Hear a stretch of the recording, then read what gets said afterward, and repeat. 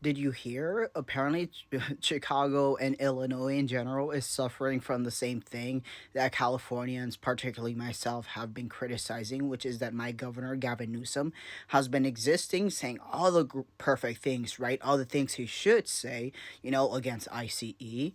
And in fact, he positions on the right side of history, saying that it is the national government who is actually triggering the people and responding, right? But ultimately, he exists as a press secretary, so he goes on social media and says everything. And I first second that governor of Illinois, J.B. Pritzker, was being different, right? Because unlike my governor, Gavin Newsom, who was much more on the surface level, saying that ICE shouldn't be doing this. What JB Pritzker did is that he was actually engaging with the victims, which is not what my governor Gavin Newsom was doing, right?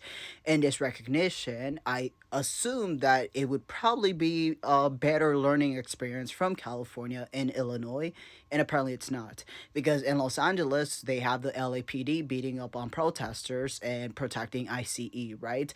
And apparently in Chicago they also have that as well now. And I need us to understand, because I hear so many, especially white Americans, saying that, we cannot have the governors maximizing on defense because that's going to trigger martial law or rebellion or some kind of response from the federal. Excuse me, they are.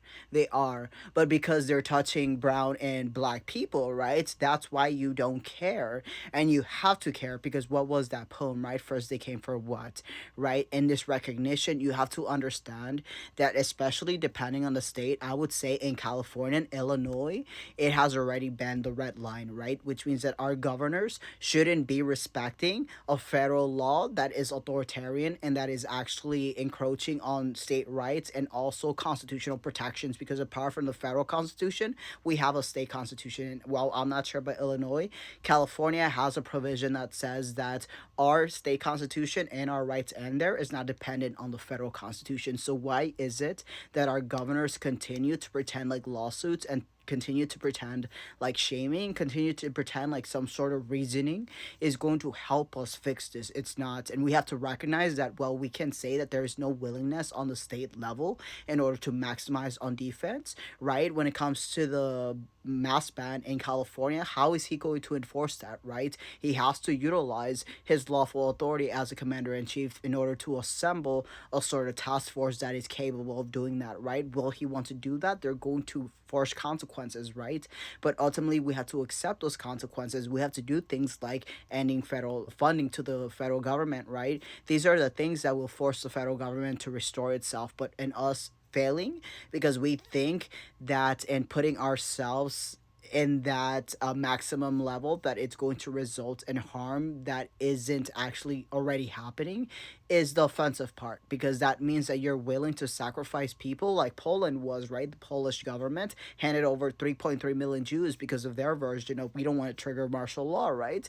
So when people are saying that we cannot do anything other than tradition, that is not only wrong on the fundamental level, but it has been proven time and time again. What have I said? That we have to leverage the state in order to force federal resolve, right? That's what, yes, on Prop 50 is, right? So ultimately, it wasn't possible until it was, right? When it comes to the fact that the National Guard should be protecting protesters and not ICE, apparently that was impossible, people told me, but Oregon and Illinois said that they will do that, right? So ultimately, we have to recognize that unprecedented crisis requires unprecedented solution. And when it comes to that, it means that our state governor should not be waiting on the local government to enforce, because they have minimal power than the state government. We have to force the state government, and we have to ask ourselves, how do we do this on October 18, 2025, no King's Day? And when it comes to the states that are facing invasions, how do we force our state government to actually choose a side? Because that's what we have to do. We need a state governor who isn't a press secretary, but who is a state commander in chief. And that means maximizing on defense within their capacity, because that isn't something that has to be chosen by the lawmakers or through democracy, right? It has to be something from the state commander in chiefs, but they don't want to put themselves in harm's way. But as a result, they're putting us in harm's way, right? Because what did I tell you? If the people resist in that recognition, it can be said to be rebellion. But if we resist guided by our state commander in chief, our governor, then that is state rights. So, in their failure to actually maximize on that defense, they're making us look bad because we have to resist without a governor, right? So we have to recognize that we have to think of how are we going to force the state to actually maximize on that defense. And maybe when we look at South Korea, like what happened there, we have to do that against our state, right? And because in this recognition, we have to acknowledge that we don't have the power to influence the federal because it's consolidated. So what can we do at the state level to leverage that and to actually pressure on the federal? But the state governors won't want to do that, right? They will want to sit on it and see how it goes, as they have said, right? And I've been positioning a lot of the things through my expertise, through my education of how this will go. And we've seen that it has gone as that has been said, right? And this recognition that tells us that it has been preventable because you could foresee what was going to happen, right? But we keep saying it cannot happen in America, American exceptionalism, right?